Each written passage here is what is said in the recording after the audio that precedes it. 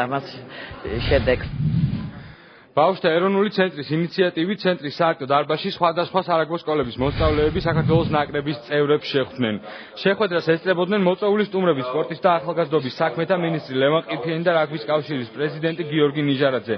ახალგაზრდებმა საქართველოს მორაგბეთა ნაკრების წევრებს ირაკლი მაჩხანელს, ლაშა ხმალაძეს, ირაკლი ყაისაშვილს და ვაჟა ხუთიშვილს შეკითხვები დაუსვეს და მორაგბეებისგან მათთვის საინტერესო ინფორმაცია მოისმინეს. შეხვედრა ჩატარდა ცენტრის პროექტის შეხვედრების სპორტსმენებთან ფარგლებში, რომლის მიზანია ახალგაზრდა სპორტსმენების ინფორმირება და ახალგაზრდებში სპორტული კულტურის ამაღლება.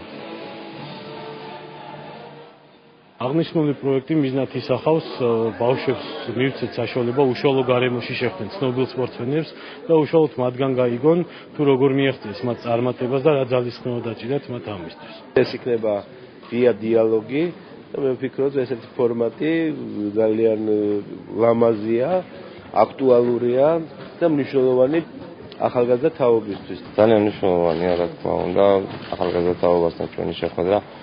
რადგან ეს ჩვენი მომავალი თაობა, რომელსაც შევესწრებთ, რომელსაც შევები რაგთან დაკავშირებით მივცეთ ჩვენი მიარონ რაგზე, რატომ უნდა იარონ რაგზე და მივესალმებით თუ ამათგან რომელიმე გახდება სამომავლოდ და იქება მოედანზე და გახდება დიდი რაგბისტი.